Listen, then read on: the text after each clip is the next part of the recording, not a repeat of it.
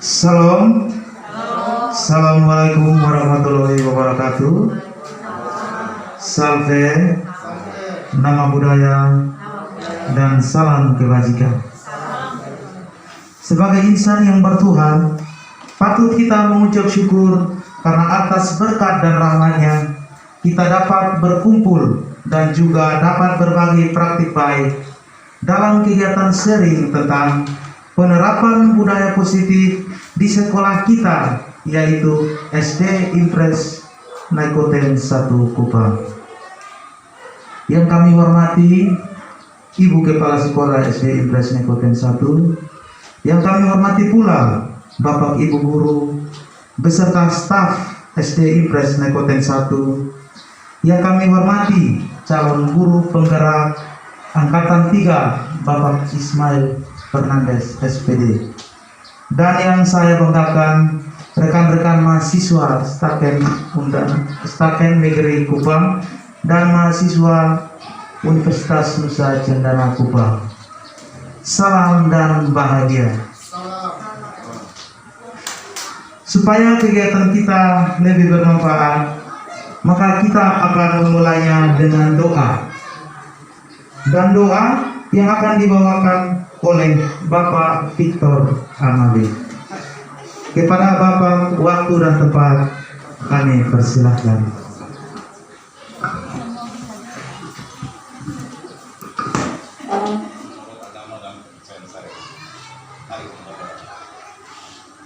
Bapa dalam surga, terima kasih banyak ya Tuhan atas kenyataan kasih-Mu karena Tuhan sudah memberkati kami semua Bapak Ibu Guru untuk berkumpul di dalam ruangan ini ya Tuhan, akan oleh Bapak Ismail dan juga terus berkati kami semua ya Tuhan, agar kami dapat mengamalkan. Haleluya, amin. Terima kasih kepada Bapak Victor yang sudah membawakan kita dalam doa. Selanjutnya menyanyikan lagu Indonesia Raya. Bapak Ibu Guru mohon berdiri.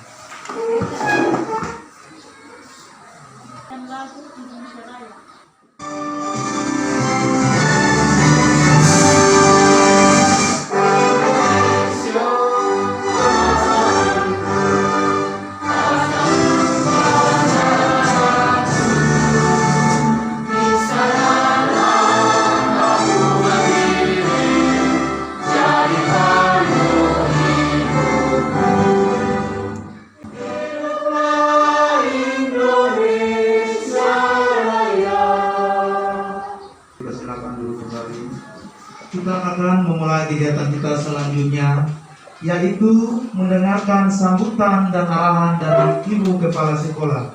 Kepada Ibu, waktu dan tempat kami berikan. Salam. Selamat pagi. Assalamualaikum warahmatullahi wabarakatuh. Salam sejahtera bagi kita sekalian. Om Swastiastu, Namo Buddhaya.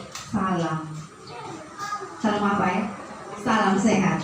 Baik, terima kasih, kita naikkan syukur kepada Tuhan karena berkatnya kita hari ini masih diberi kekuatan dan kesehatan untuk berkumpul melaksanakan aktivitas yang dipercayakan oleh negara bagi kita. Dan yang kedua, bagaimana kita beri aplaus dulu untuk guru penggerak kita, luar biasa. Ya.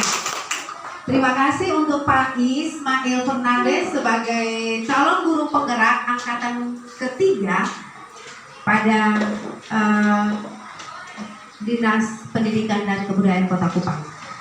Saya percaya bahwa untuk penerapan positif disiplin ini kita sudah laksanakan.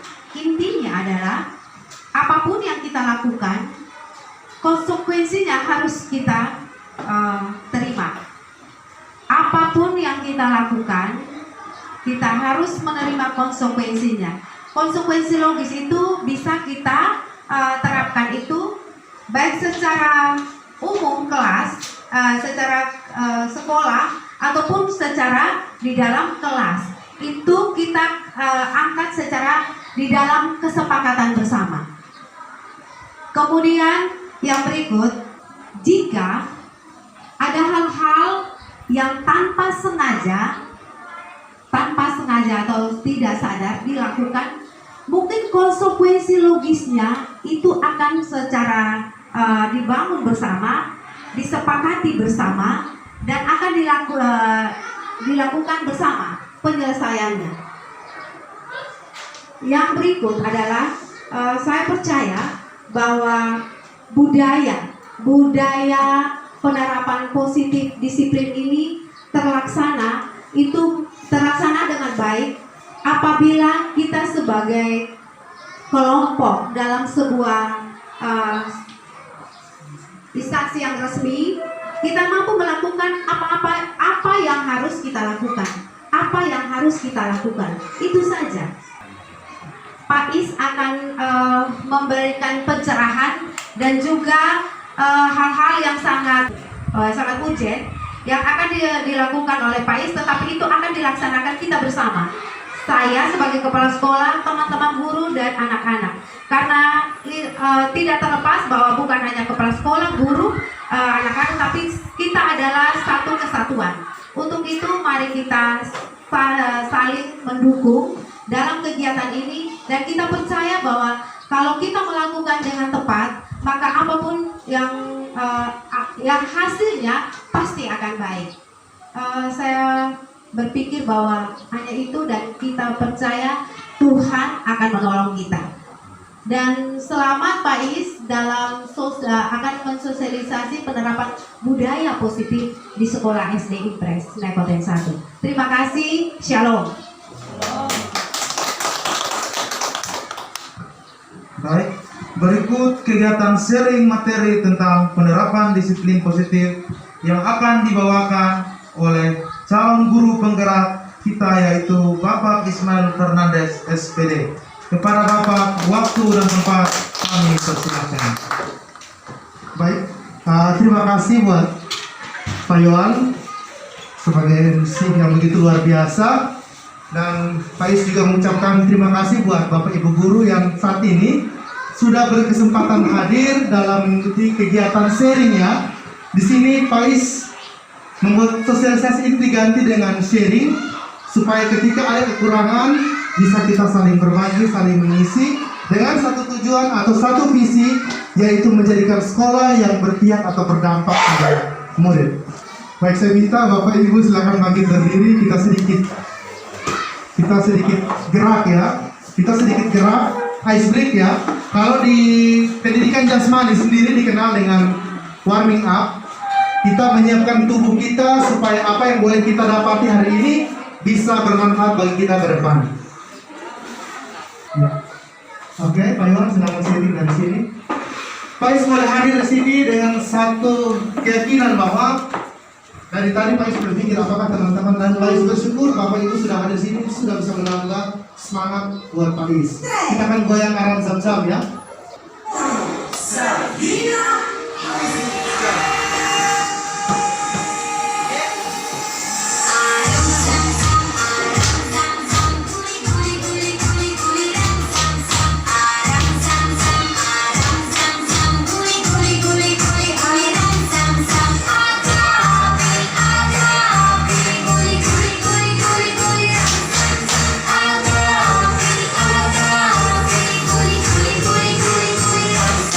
Let me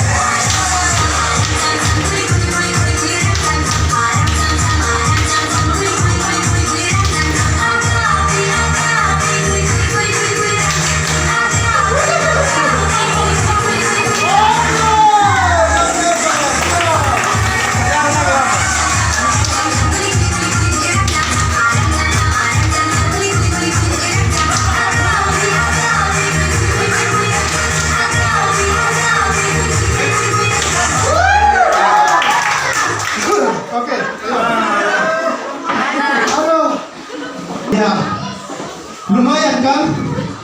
Jadi biasa dikenal dengan ice break dan Pais ganti dengan warming up. Kita akan memanaskan, menyiapkan tubuh kita sebelum kita belajar menerima pembelajaran. Hal ini boleh dilakukan oleh Bapak Ibu sebelum memulai pembelajaran maupun di akhir pembelajaran.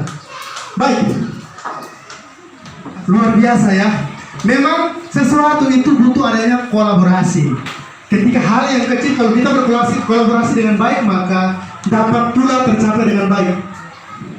Hari ini kita sosialisasi penerapan budaya positif di sekolah kita atau kegiatan salah satu kegiatan yang Pais ikut yaitu kegiatan aksi nyata. Kegiatan aksi nyata ini salah satu tugas daripada LMS yang harus Pais sampaikan kepada Bapak Ibu. Di sini tentang sosialisasi, tetapi Pais mau merubah bahwa di sini kita sharing sehingga apa yang boleh jadi bekal dari Pais bisa Pais sampaikan kepada Bapak Ibu guru dan juga sebaliknya sebagai salah satu bentuk penguatan antar sesama. Baik, kita akan mulai tentang apa itu penerapan budaya positif di sekolah. Penerapan budaya positif di sekolah didasarkan pada konsep filosofi Ki Hajar Dewantara, yaitu pendidikan sejatinya menuntun segala kekuatan kodrat anak baik sebagai manusia maupun sebagai masyarakat dengan tujuan untuk mencapai keselamatan dan kebahagiaan yang setinggi-tingginya. Nah, Bapak Ibu, sebelum kita lanjut pada materi kita berikut, mungkin Pais ingin bertanya sedikit tentang apa itu budaya positif. Mungkin ada Bapak Ibu guru yang bisa memberikan sedikit gambaran terkait dengan apa sih itu budaya positif.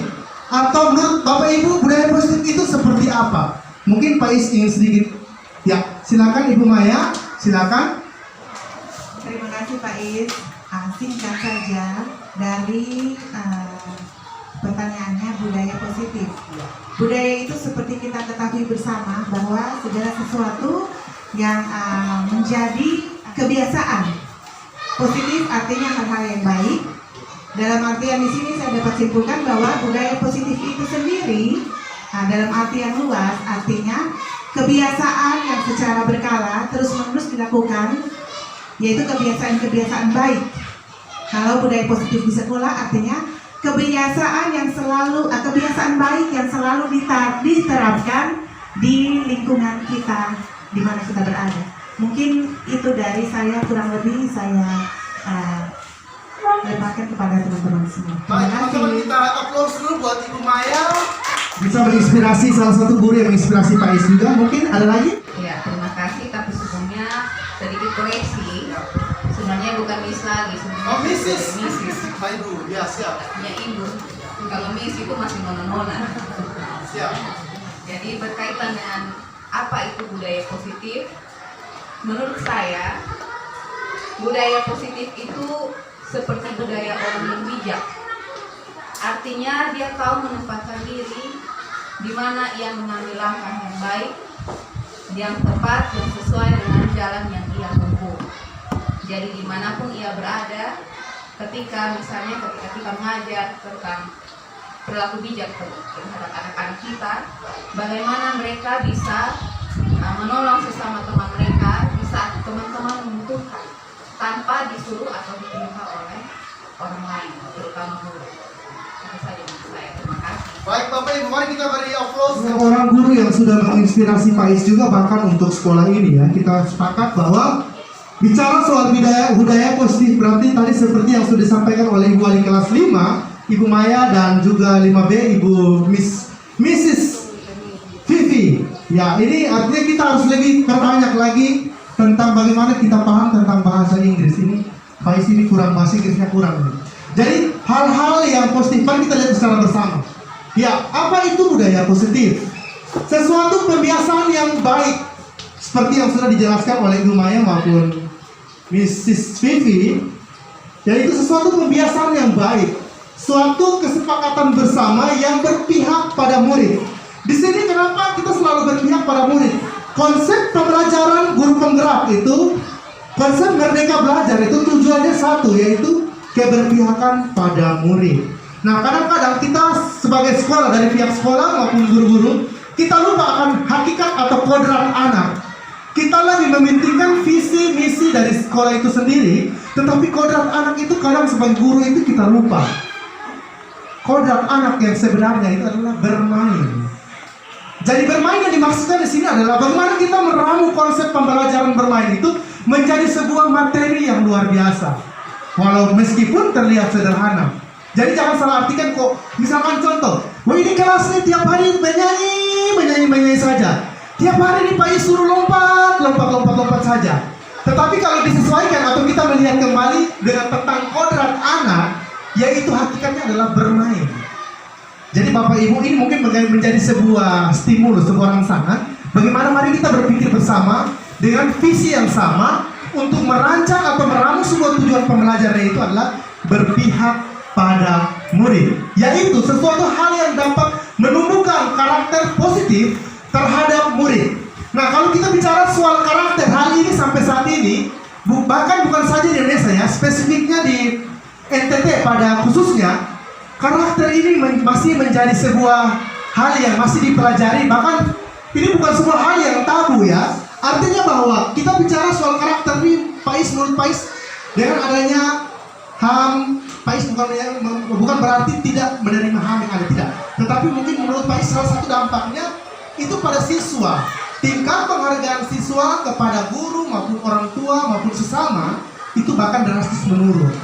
Tetapi itulah tujuan kita sebagai guru, baik sebagai orang tua, pemerintah, bagaimana kita berkolaborasi untuk mendidik anak kita, menuntun anak kita tentang bagaimana tumbuh kembangnya, bagaimana menunjukkan karakter yang baik. Itu tugas kita bersama. Oke, kita lanjut, kita akan melihat. Oleh karena itu, suatu pembiasaan yang baik untuk menumbuhkan karakter positif terhadap murid berdasarkan kesepakatan bersama yang berpihak pada murid, hendaknya dapat berkembang menjadi budaya sekolah. Budaya sekolah merupakan nilai-nilai dan keyakinan-keyakinan yang dibangun dalam jangka waktu yang lama, tercermin pada sikap keseharian seluruh komponen sekolah. Seperti yang sudah Pak Is sampaikan bahwa harus ada hubungan kerjasama yang baik, baik dari guru, kepala sekolah, pemerintah, orang tua, bahkan kepada anak sendiri. Iya. Oke, kita lanjut. Di sini kita akan bicara yang kedua, yaitu tentang penerapan keyakinan kelas. Nah, langkah awal membangun budaya positif adalah membuat kesepakatan kelas yang lahir dari keyakinan kelas. Keyakinan kelas merupakan nilai-nilai kebajikan atau prinsip-prinsip universal yang disepakati dan diyakini bersama secara universal terlepas dari suku, negara, bahasa maupun agama. Baik, di sini kita akan bicara soal tentang kesepakatan kelas. Konsep daripada disiplin positif ini adalah bagaimana menanamkan keyakinan atau kesepakatan kelas. Dia hampir mirip dengan sekolah ramah anak. Di dalam ajaran sekolah ramah anak ada beberapa metode yang sudah kita pelajari, yaitu tentang disiplin positif, yaitu salah satunya adalah kesepakatan kelas. Di sini saya mau ajak Bapak Ibu untuk membuat sebuah studi banding, sebuah perbandingan terkait dengan apa itu kesepakatan kelas dan apa itu tentang aturan dan apa itu tentang keyakinan. Di sini ini Pak Is minta izin tadi buat Pak Victor tentang penerapan kesepakatan bersama guru dan siswa kelas 3A tahun ajaran 2019-2020 dan seterusnya. Ini sebelum masa pandemi, kesepakatan ini sudah dibangun oleh Pak Victor bersama anak-anak. Di sini kita melihat ada aturan, ada konsekuensi. Nah, kalau bicara soal kesepakatan atau keyakinan kelas, kita tidak mengenal yang namanya aturan. Di sini Pak Is akan memberikan sebuah gambaran, sebuah ilustrasi. Kenapa tidak boleh menggunakan aturan? Kenapa lo bisa menggunakan kata keyakinan? Ya, Pak Is akan memberikan sedikit penjelasan. Misalkan begini, Pak Is membuat sebuah pertanyaan kecil, pertanyaan pemantik sebagai dasar pemikiran untuk merangsang bagaimana Bapak Ibu bisa berpikir. Di sini kita melihat bahwa ada aturan. Pak Is mau kasih satu contoh ilustrasi seperti ini. Misalkan Pak Jackson membawa motor, yang Pak Jackson gunakan itu adalah helm. Nah, di sini Pak Is mau berbagi bahwa Terkadang kita berpikir bahwa, oh saya pakai helm karena saya takut polisi. Ya seperti itu kan? Itu yang selalu ada di mindset pikiran kita. Oh Ibu Maya nanti pas mau keluar dengan motor, dinar Bapak bilang begini, nah ingat pakai helm. Baru itu Bapak tua ada tilang di depan sana tuh. Jadi konsep kita adalah kita takut karena ada aturan. Kalau tidak pakai helm maka kita akan kena tilang. Di sini kalau bicara soal aturan, kalau kita tarik sedikit tentang keyakinan, maka yang kita bicarakan bukan tentang aturan, tapi bagaimana meyakini. Tadi Ibu Maya pakai helm karena Bapak tua sudah bilang, di depan sana ada Bapak polisi, ada pegang-pegang tongkat. Nah, yang tidak pakai helm nanti kena tilang. Sebenarnya dalam keyakinan keras itu tidak dimaksudkan seperti itu. Saya pakai helm karena saya, mungkin ada yang bisa jawab? Karena saya, bagaimana Ibu Maya? Menjaga keselamatan. Kalau Ibu Wati? Ya, kalau Ibu Wati taat aturan. Kita beri aplaus buat Ibu Maya dan Ibu Wati yang sudah menjawab. Sebenarnya kalau dari aturan kita rubah ke keyakinan adalah bagaimana kita berpikir tentang manfaatnya, bukan tentang aturannya. Nah, hal ini yang menjadi buah pemikiran kita untuk bagaimana kita membuat sebuah kesepakatan kelas. Saya tidak mengoreksi bahwa di sini Pak Victor punya salah, tidak. Memang setiap aturan yang dibuat ada pembenaannya. Mungkin diperbaharui lewat kegiatan yang Pak ikuti, kegiatan yang bermanfaat ini ada kegiatan calon guru penggerak, bahwa sebenarnya yang diterapkan di sekolah itu adalah keyakinan. Ibu Maya pakai helm bukan karena takut polisi, tapi Ibu Maya meyakini bahwa kalau tidak pakai helm jatuh sebentar, Bapak di atas tunggu. Jadi hal itu yang harus kita tanamkan kepada anak. Contoh berikut, misalkan di kelasnya Ibu Yeni, si Agus buang sampah sembarangan. Apa yang harus Ibu Yeni katakan? Mungkin Ibu Yeni bisa berikan sedikit. Misalkan Agus buang sampah, mungkin Ibu Yeni bisa sedikit berkomentar apa yang harus, tindakan apa yang harus Ibu Yeni lakukan. Mungkin kita sharing ya Ibu Yeni, tidak apa-apa. Silakan Ibu Yeni bangun berdiri saya. Jangan membuang sampah sembarangan karena akan mengakibatkan kelas kotor. Kelas kotor, jangan membuang sampah sembarangan. Misalkan nih si Agus nih, Ibu Yeni lihat si Agus buang sampah sembarangan. Nah, apa kesepakatan atau keyakinan apa yang mau Ibu Yeni bangun Keyakinan saya sebagai guru dan juga si Agus sebagai siswa, yaitu kalau membuang sampah sembarangan, keyakinannya akan membersihkan kelas. Seperti itu. Oke, baik, tepuk tangan ya. Baik, luar biasa ya. Tadi Ibu Yeni bilang kalau misalkan si Agus buang sampah, maka tindakan yang Ibu Yeni lakukan adalah memanggil si Agus, lalu menyampaikan bahwa keyakinannya adalah ya membersihkan kelas. Kalau kita melihat daripada jawaban Ibu Yeni, sebenarnya itu masuk pada konsekuensi, ya. Karena ada kesepakatan. Misalkan kesepakatan kelas kita ya, kalau misalkan Agus buang sampah, kan kesepakatan kita lihat sampah lalu ambil. Itu contoh kesepakatannya. Konsekuensinya, kalau ketika Agus buang sampah, seperti yang Ibu Yeni katakan, jadi Agus harus membersihkan. Kalau ditarik ulur ke belakang, ketika kita melihat keyakinan, maka Ibu Yeni harus memanggil Agus, lalu menyampaikan, memberikan edukasi terlebih dahulu. Agus, apa yang Agus lakukan itu menurut Agus seperti apa? Oh Ibu, kelas kita terlihat kotor dan bahkan akan mengakibatkan mungkin kita di kelas sakit, atau ya itu keyakinan yang harus disampaikan bahwa ketika kelas itu menjadi kotor, maka yang menimbulkan adalah penyakit. Tubuh kita menjadi sakit, kelas kita tidak menjadi bersih dan tidak kondusif, menimbulkan bau yang tidak sedap. Jadi keyakinan itu yang disampaikan, bukan aturannya. Jadi kata aturan ini yang seperti yang Pak Victor punya, yang sudah Pak ambil sebagai sebuah contoh ini, aturan ini diganti dengan kesepakatan. Kita tidak mengenal aturan. Kalau kita mengenal aturan, kita mengajarkan anak tentang, kita menginginkan sesuatu. Oh, Kak Ismail, kalau lu dapat nilai pendasnya 10, Pak Guru akan kasih lu gula-gula. Yang di dalam benak anak-anak adalah sebuah iming-iming. Sebenarnya itu yang tidak diharapkan. Jadi jangan kita tidak membuat, tepatnya tidak membuat aturan, tapi kita membuat sebuah kesepakatan yang akan membangun keyakinan anak-anak dan juga kita sebagai guru. Jadi jangan membuat sebuah iming-iming atau sebuah reward bahwa ketika kita melakukan sesuatu kita akan mendapatkan sesuatu. tetapi bagaimana kita menumbuhkan rasa kepercayaan diri kepada anak-anak, bagaimana anak-anak meyakini lalu mampu melakukan demi dirinya. Karena sesuatu yang kita lakukan itu mulai dari diri kita. Jadi di dalam bahasa guru penggerak ada disebut dengan tergerak, penggerak, menggerakkan.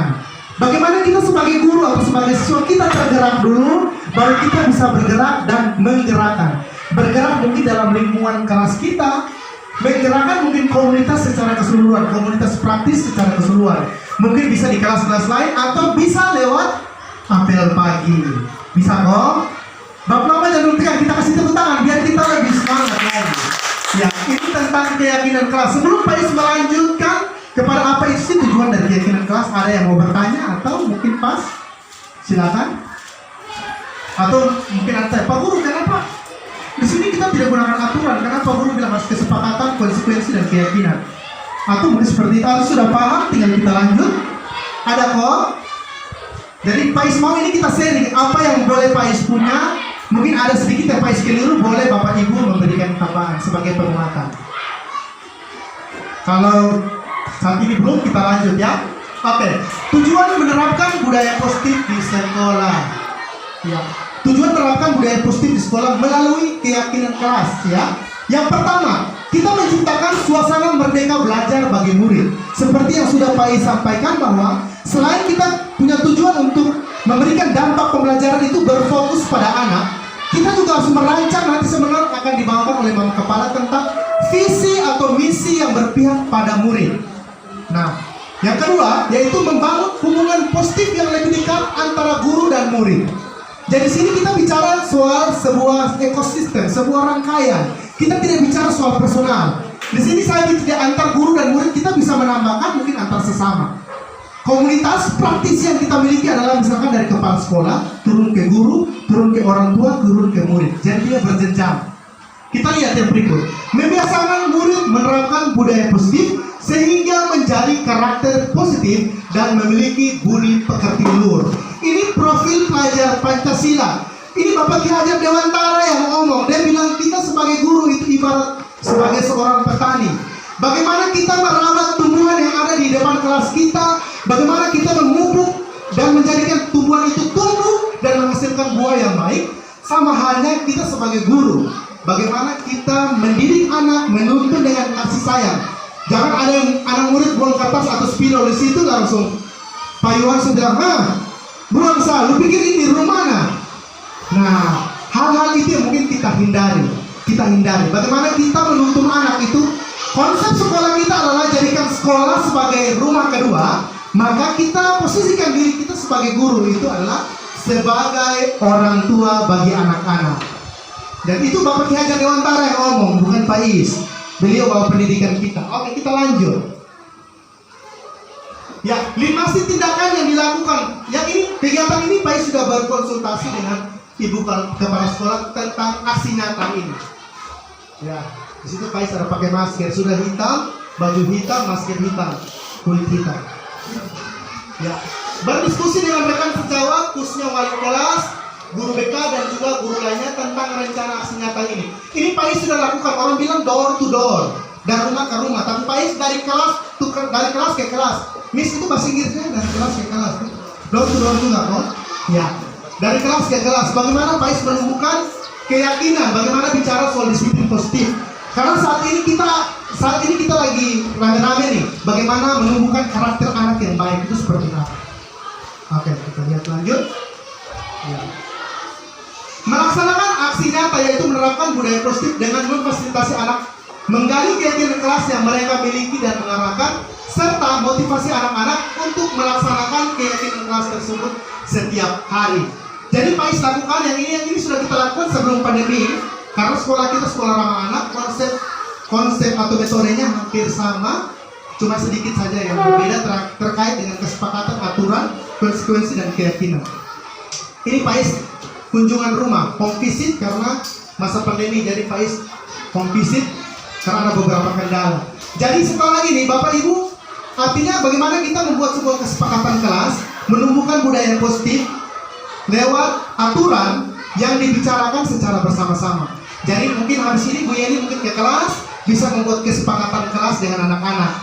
Yang terpenting adalah sebelum dan sesudah itu kita wajib berdoa. Religius, mandiri, kolaboratif, inovatif, berkebinekaan global. Itu wajib kita ingatkan kepada anak-anak. Bagaimana menumbuhkan anak untuk berpikir kritis, bagaimana menumbuhkan anak berkarakter, kreatif, lewat apa? Lewat kesepakatan atau keyakinan kelas yang kita bangun bersama anak dan juga kita sebagai guru. Oke. Nanti boleh ditempelkan ya, nanti siapkan Bapak Ibu silakan siapkan satu kertas kantor untuk membuat sebuah kesepakatan atau keyakinan kelas dan juga konsekuensi yang akan diberikan. Nah, di sini Pak Is mau kasih satu pertanyaan pemantik lagi. Misalkan si Andre di kelas 6. Si Andre ini dia datang terlambat hampir setiap hari. Datang pasti Ibu Elin panggil, "Andre, kok ini hari terlambat lagi? Kenapa Andre?" Dengan berbagai alasan Andre bla bla bla bla bla dan seterusnya. Nah, sekarang pertanyaan pemantik adalah apa tindakan atau pencegahan atau mungkin solusi yang Bapak Ibu berikan kepada Andre supaya mengatasi Andre supaya tidak datang terlambat lagi. Andre ini setiap hari datang terlambat terus. Apa yang Bapak Mama mau sampaikan kepada Andre atau mungkin kesepakatan atau keyakinan kelas apa yang Bapak Mama mau buat untuk Andre yang positif ya untuk Andre supaya dia jangan datang terlambat lagi. Mungkin Pak Is kasih waktu untuk 1 menit kita berpikir.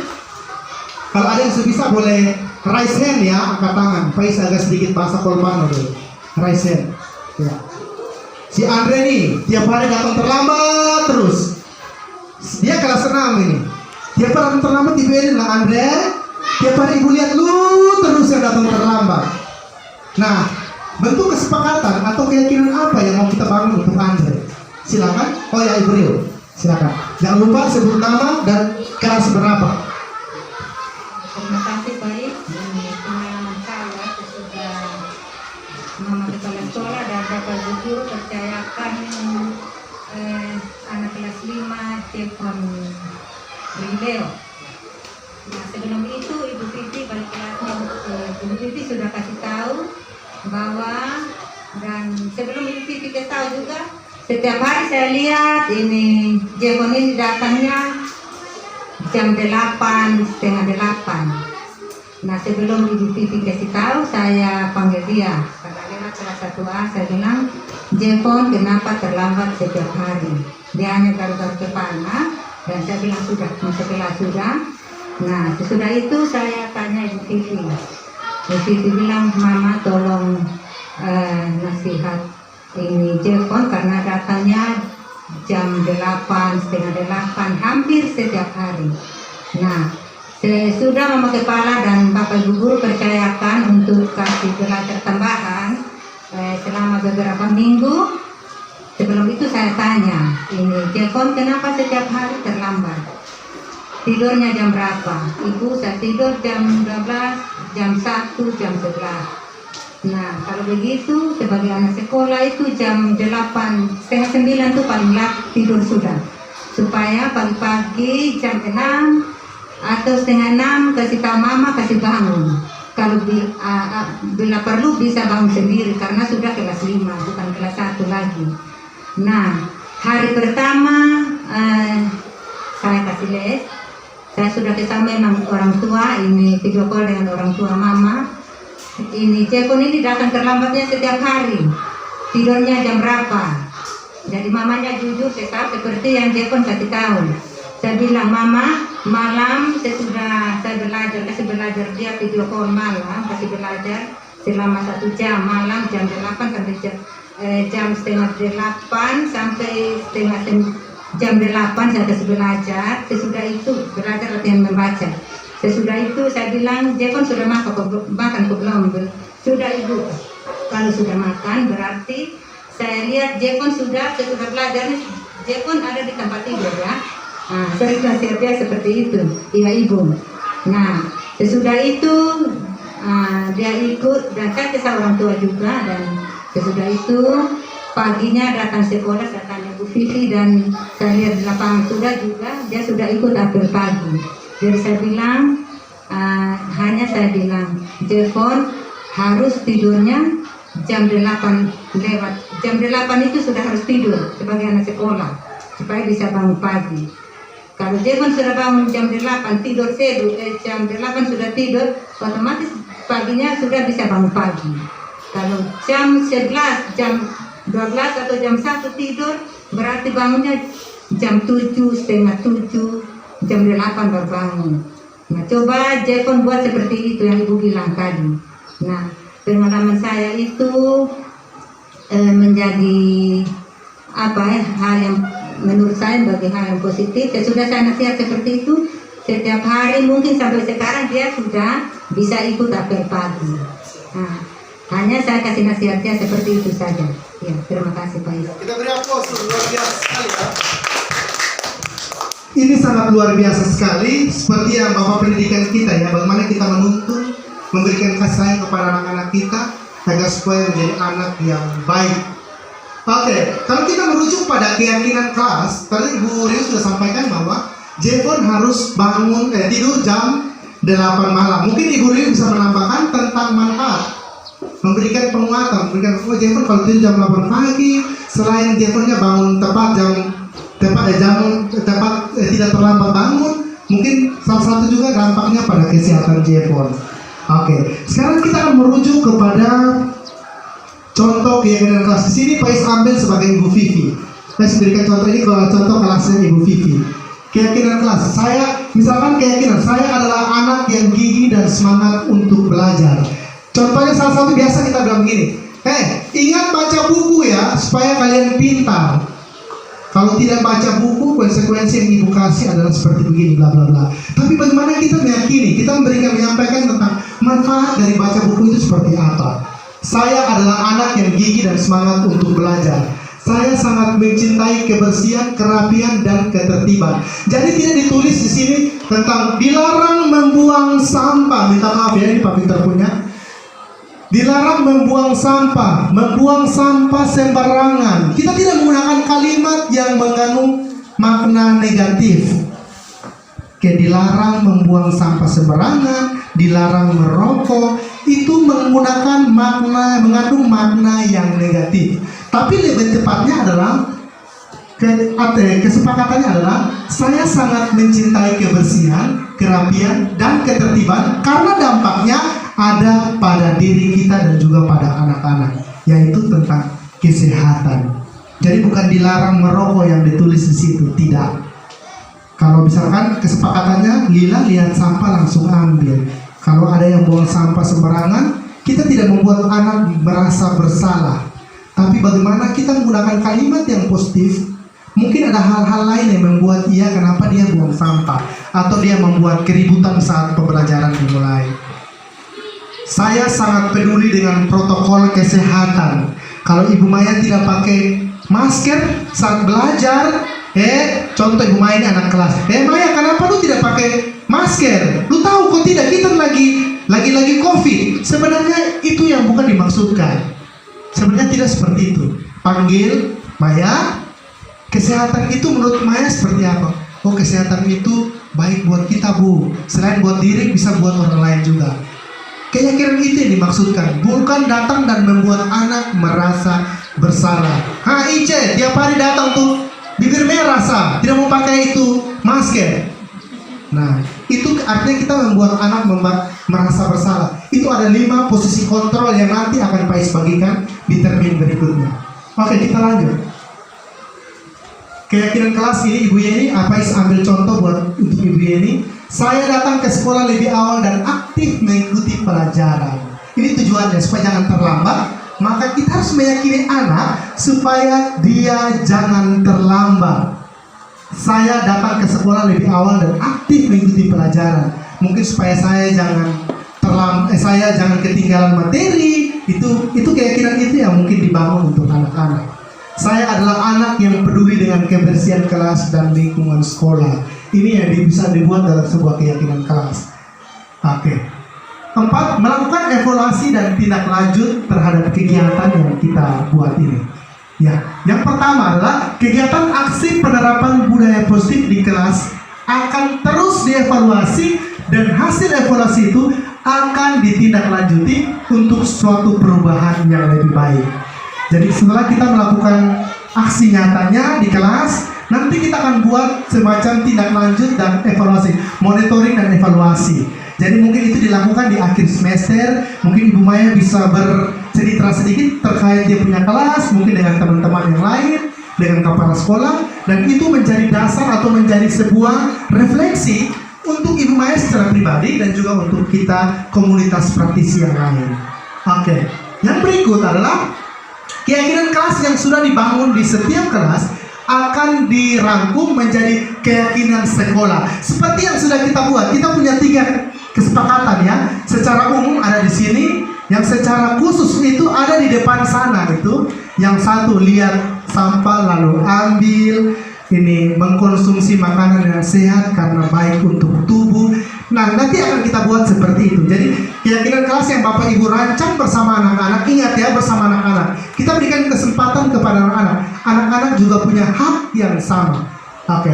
Nanti akan kita rangkul lalu kita buat menjadi, dari keyakinan kelas kita buat menjadi sebuah keyakinan sekolah yang positif, dan tentunya ingat harus berdampak pada anak. Iya. Oke, kita lanjut. Dukungan yang dibutuhkan. Nah, kalau Pak Is sebagai CGP sendiri tidak bisa. Bagaimana Pak Is mau bergerak dan menggerakkan kalau tanpa dukungan dari yang pertama? Di sini kita lihat dulu Bapak Kepala Sekolah, Ibu Kepala Sekolah, Pak Is salah ucap, Ibu Kepala Sekolah. Yang kedua, untuk guru dan semua warga sekolah, orang tua murid sebagai mitra kerja, dan juga yang terakhir murid sendiri. Ya, kalau ini sudah keempat ini kalau sudah bekerja dengan baik, Pak Is percaya bahwa seberat apapun akan terasa kecil dan ringan kalau kita mau berkolaborasi. Oke, baik, kita lanjut ya. Sesi diskusi ya, kita masuk dalam sesi diskusi. Apa yang harus kita lakukan ketika melaksanakan keyakinan kelas? Di sini ada motivasi perilaku manusia, 5 kebutuhan dasar manusia, posisi kontrol guru yang seperti yang sudah Pak Is sampaikan, dan yang terakhir itu adalah segitiga restitusi. Kita akan menggunakan metode segitiga restitusi untuk memecahkan atau mencari solusi ketika di kelas Bapak Ibu atau kelas Pak Is sendiri terdapat anak-anak yang bermasalah. Nanti kita akan gunakan model konsep segitiga restitusi. Oke, kita lihat motivasi perilaku manusia. Yang pertama, untuk menghindari ketidaknyamanan atau hukuman. Jadi keyakinan itu kita buat untuk jangan memberi hukum kepada anak. Jangan pernah membuat anak itu merasa bersalah. Yang kedua, untuk mendapatkan imbalan atau penghargaan dari orang lain. Motivasi kita itu apa sih? Buat pertanyaan untuk anak-anak. Kalau si Arnold jawab, kita kasih dia hadiah gula-gula. Nanti yang ada di pikiran anak-anak adalah iming-iming, reward. Jadi jangan pernah memberikan iming-iming. Tapi bagaimana kita menumbuhkan itu lewat sebuah keyakinan kelas yang positif. Jadi kalau dia mau jawab karena ada kesadaran diri, baik untuk dia. Mungkin melatih public speakingnya, melatih intelijensinya, sikapnya, gitu. Oke, yang berikut, untuk menjadi orang yang mereka inginkan dan menghargai diri sendiri dengan nilai-nilai yang mereka percaya. Kemudian yang kedua adalah 5 kebutuhan dasar manusia. Yang pertama, kebutuhan untuk bertahan hidup. Kita sepakat ya, manusia itu untuk bertahan hidup. Bertahan hidup lewat apa? Salah satu contoh dasar praktis yang Bapak Ibu lakukan adalah bagaimana datang ke sekolah lalu menjalankan tugas dan tanggung jawab Bapak Ibu sebagai salah satu fungsi. Yang kedua, cinta dan kasih sayang. Love, belong ke Mrs. Love, belonging, oh Mrs. Belong, pokoknya belong, love, belong. Cinta dan kasih sayang. Sayang sebenarnya, minta maaf. Cinta dan kasih sayang. Jadi jangan marah-marah anak terus. Biasa keluar masuk, Ibu emosi lempar dengan spidol, itu jangan ya. Tapi bagaimana Ibu Vivi menjadikan diri Ibu Vivi sebagai seorang mama, sebagai seorang manajerial yang mampu menuntun anak-anak dengan penuh cinta dan kasih. Karena kita punya sekolah ini adalah sekolah merupakan rumah kedua. Oke, posisikan Bapak Ibu sebagai orang tua. Kemudian kebebasan, biarkan anak-anak itu bebas. Ibu ada mengajar di situ, mungkin dia ada merangkai di sini, berikan sesuatu tuntunan yang bermanfaat. Jangan menyalahkan anak lempar kapur, lempar spidol, tidak. Karena sejatinya anak-anak kita tidak tahu soal karakter, soal passionnya, bagaimana dia menyukai apa gitu. Kalau ibu kasih situ tentang buat mobil, sedangkan dia mau buat tentang boneka, itu kan kita harus tahu sebagai guru, itulah tugas kita sebagai seorang manajerial. Kemudian di sini kesenangan, nah passionnya tadi tuh yang sudah saya sampaikan. Di sini kekuasaan, power, anak-anak itu juga punya kekuasaan. Jangan sembarangan kita sebagai guru lalu kita mengatakan, oh saya guru, saya yang paling bisa. Tidak, kita berikan kekuasaan kepada anak. Bagaimana dia menunjukkan potensi, power lewat potensi apa yang dia punya. Oke, kita lanjut. 35 posisi kontrol guru. Nah, di sini Bapak Ibu bisa memposisikan diri nih. Oh, saya sebagai penghukum, saya sebagai pembuat rasa bersalah, saya sebagai teman, saya sebagai pengontrol atau pemantau, saya sebagai manajer. Kita melihat pada tabel 5 posisi kontrol guru. Silakan Bapak Ibu merenungkan, saya ada pada posisi mana? Silakan ya. Dalam menumbuhkan disiplin pada diri murid secara intrinsik, guru perlu berperan pada posisi kontrol. Yang kontrol, manajer yang bertanya dan membuat kesepakatan kelas bila murid melakukan kesalahan atau pelanggaran, bukan menuduh, memberi hukuman atau bisa sebagai teman yang membiarkan murid melakukan kesalahan atau pelanggaran. Hal ini dilakukan karena pendidik sebagai pamong, yaitu menuntun atau memberikan tuntunan agar anak dapat menemukan kemerdekaannya dalam belajar. Anak diberikan kebebasan, namun perlu diberi tuntunan dan arahan agar anak tidak kehilangan arah dan membahayakan dirinya. Oleh karena itu, pada kesehariannya, pamong juga berperan sebagai pengontrol untuk mengingatkan murid jika berada dalam bahaya. Kesempatan lain, guru juga dapat berperan sebagai teman ketika berinteraksi agar dapat memahami murid dan membangun kedekatan. Dan itulah tugas kita, fungsi kita sebagai guru, bagaimana sebagai orang tua bisa mendekatkan diri, menjadikan murid itu sebagai rekan, sebagai sahabat dalam pembelajaran. Oke, kita lihat. Ini 5 posisi kontrol ya. Yang pertama ada tindakan, guru sebagai penghukum, guru sebagai pembuat bersalah, guru sebagai teman, guru sebagai pengontrol, guru sebagai manajerial. Silakan Bapak Ibu merenungkan lalu Bapak Ibu berada pada posisi yang mana? Apakah sebagai penghukum, suka marah-marah anak nih? Agus, lu tiap hari datang terlambat terus, bikin saya pusing. Lu ada nih, bikin saya punya kecantikan menurun. Karena tiap hari lu datang, lu terlambat, saya emosi, saya membedak luntur. Apakah kita seperti itu? Atau kita sebagai pembuat rasa bersalah, mendiamkan, menceramahi, membuat rasa bersalah. Agus, yang lu lakukan itu menyakiti perasaan Pak Is. Kalau buat begitu, Pak Is berat badan semakin naik, bukan turun. Kemudian yang ketiga, teman, membuat pemakluman. Agus datang terlambat terus, ibu dia bilang, tetangga bawa anak, nah, jadi saya kita maklumi saya. Oh biasa ya. Oh ini keluarga bawa anak, jadi sudah kita istimewakan dia saja. Apakah kita seperti itu? Kalau kita seperti itu, dengan sendirinya kita menjerumuskan anak untuk masuk dalam lubang kebinasaan. Kita menghancurkan mereka punya mimpi. Kemudian pada posisi keempat, guru sebagai pengontrol, memantau dan mencatat. Ibu Vivi tiap hari dia bekerja, catat terus kesalahan ini. Dia seperti kayak guru olahraga. Dia mau wasit mungkin. Tiap hari dia lari-lari cari orang bermasalah. Nah, itu pada posisi pengontrol, posisi keempat. Yang kelima, guru sebagai manajer, bertanya, membangun kesepakatan, bagaimana menumbuhkan nilai-nilai positif buat anak sehingga berdampak pada karakter anak yang diharapkan. Silakan Bapak Ibu renungkan. Di sini Pak Is tidak menjudge bahwa Ibu Nidrinya seperti itu, tidak. Silakan merenungkan kita ada pada posisi yang mana. Apakah sebagai penghukum, sebagai pembuat rasa bersalah, sebagai teman, pengontrol atau manajer. Ya, itu mari kita renungkan sebagai sebuah refleksi diri untuk pengembangan kita ke depan ke arah yang lebih baik, yaitu adalah menjadikan murid sebagai teman dalam belajar. Oke. Ya. Bisa kok? Atau ada yang di sini ada yang boleh sedikit berpendapat? Yang banyak silakan. Nah, terima kasih Pak Is. Mungkin buat saya dan semua Bapak Ibu guru di sini, materi hari ini sangat-sangat bermanfaat sekali, khususnya bagi saya karena di dalam keseharian kita, yang mana kita adalah sekolah penggagas ramah anak. Tidak hanya kita menerapkan disiplin positif itu kepada anak, tapi terlebih dahulu kita harus membenahi di dalam karakter diri kita, baru dapat kita terapkan. Nah, seperti yang telah tadi pembukaan telah saya utarakan bahwa budaya positif itu artinya mengandung nilai keyakinan dan yang sudah terpatri di dalam diri seseorang melalui pengalaman di dalam hal ini sekolah, berarti pengalaman dalam bidang pendidikan. Nah, dalam mewujudkan budaya positif itu, kita guru-guru itu harus memegang peranan sentral. Artinya guru dapat menuntun murid menjadi pribadi yang bertanggung jawab.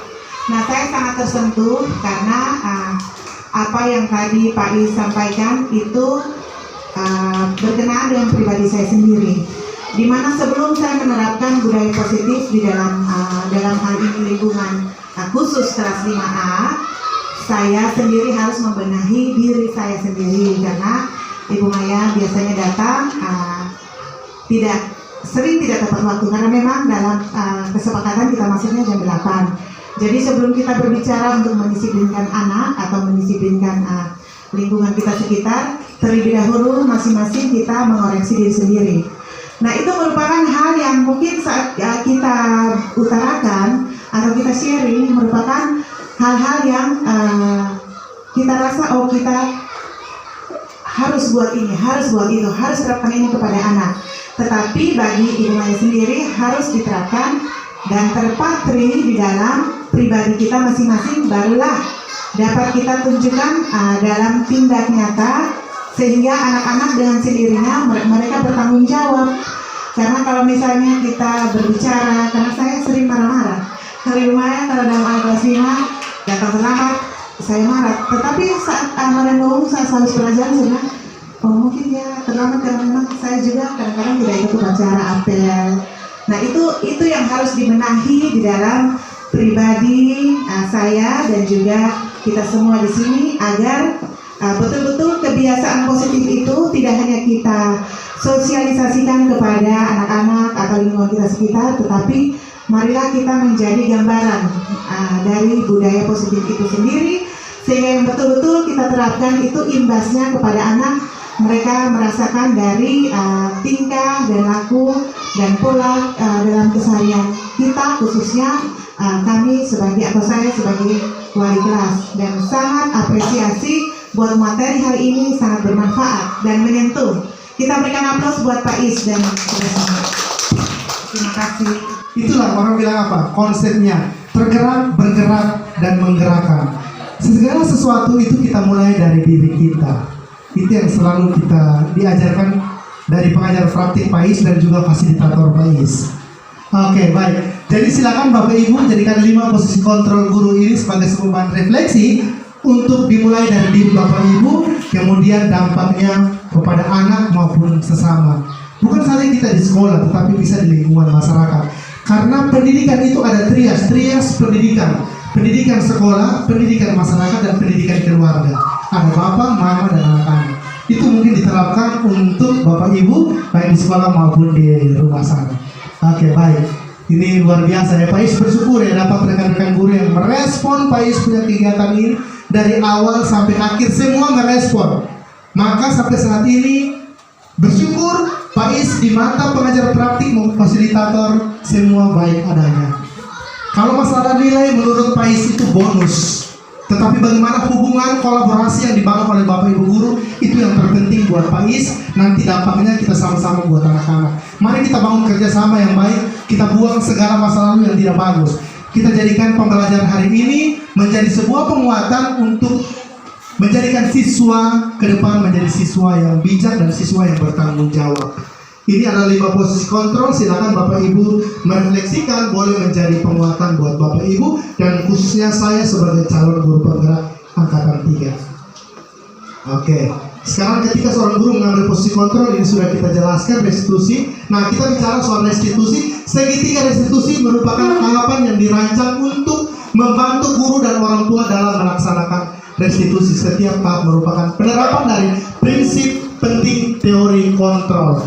Nanti kita akan menyimak video aksi nyata tentang penerapan segitiga restitusi. Di dalam video ini kita jangan membuat anak bersalah, merasa bersalah. Misalkan Yohan pukul Agus saat belajar, kalau tindakan yang kita lakukan biasa memarahi Yohan, kenapa lu pukul dia? Lu tahu tidak ibu guru di depan? Tidak seperti itu. Jangan pernah membuat anak merasa bersalah. Mungkin dia punya alasan lain sehingga dia melakukan hal itu. Kita akan menyimak video aksi nyata penerapan segitiga restitusi yang Pak Is buat secara mendadak, tapi Pak Is percaya bahwa dalam video itu Bapak Ibu ketika menyimak dengan baik, maka Bapak Ibu akan tangkap bagaimana metode untuk menangani anak-anak yang bermasalah di kelas. Kita lihat videonya. Biar jaringan ya. Oke. Baik, nanti untuk video aksi nyata tentang penerapan segitiga restitusi nanti akan Pak Is bagikan di grup. Boleh itu menjadi sebuah video yang mungkin sederhana tapi bisa membawa dampak buat kita semua. Baik, sebelum kita mengakhiri kegiatan kita hari ini terkait sharing diskusi tentang penerapan budaya positif di sekolah kita, apakah ada yang memberikan sedikit refleksi terkait atau kesimpulan terkait kegiatan kita hari ini? Atau apakah ada? Kalau tidak ada, maka Pak Is akan memberikan sedikit penguatan buat kita boleh, dan kita boleh menjadikan itu sebagai sebuah acuan. Baik, pada hakikatnya bahwa apapun yang sudah kita pelajari seperti yang sudah disampaikan oleh Ibu Kepala Sekolah, bahwa budaya positif ini sudah kita lakukan sejak dulu dan sampai saat ini kita masih melakukannya karena kita punya satu visi, punya satu misi bahwa menjadikan anak-anak itu anak-anak yang berkarakter. Kita harus bersepakat bahwa karakter lebih penting daripada pengetahuan. Sepintar-pintarnya orang, seberapa dahsyatnya orang, kalau karakternya tidak bagus, maka dia tidak tepat untuk berada dalam sebuah komunitas. Kalaupun dia punya, orang bilang mau goblok sekalipun, tapi dia datang dengan kerendahan hati, maka dia dikatakan orang yang baik adanya, baik di mata sesama maupun baik di mata Tuhan. Itu yang terpenting, dan kita akhiri, kita beri aplaus untuk kita semua yang ada di sini. Ya. Oke, Pak Iwan, silakan. Saya punya MC ini adalah rekan saya yang luar biasa. Sekalipun dia mahasiswa, tapi dia memberanikan diri untuk mau tampil di depan sebagai seorang MC. Kita beri aplaus dulu. Karena tidak mudah ya, kebanyakan mindset pemikiran orang bahwa guru penjas itu hanya tahu tentang praktek saja. Dong tuh hanya tahu praktek saja. Tapi di sini saya mau sampaikan bahwa pikiran-pemikiran hal negatif itu jangan kita buang. Mari kita tumbuhkan budaya positif. 3 ranah kognitif, afektif, psikomotorik mampu kita sikat dengan baik. Contohnya Pak Yohan sudah ada di depan sini, sangat bersyukur sebagai pendampingnya, sebagai pamungnya. Pak Is bersyukur. Pak Yohan, terima kasih. Dan apa yang boleh kita belajar hari ini, Pak Yohan bisa terapkan di kampus juga kepada teman-teman Pak Yohan. Oke, baik. Terima kasih dan salam bahagia. Ya, mari kita berikan aplaus yang meriah buat Bapak Ismail Fernandez SPD yang sudah membawakan materi dengan luar biasa. Ya, selanjutnya terima kasih kepada Bapak Gis yang sudah membawakan kita dalam kegiatan sharing yang bermanfaat ini. Semoga dengan kegiatan materi disiplin positif yang kita dapatkan bisa kita terapkan di kelas, di rumah, ataupun di dalam masyarakat. Selanjutnya kita akan menyanyi lagu kemesraan ini yang akan dipandu oleh Ibu Sri. Silakan untuk Bapak Ibu Guru kita berdiri. Ada yang usul dan harus kemesraan dari Pak Is.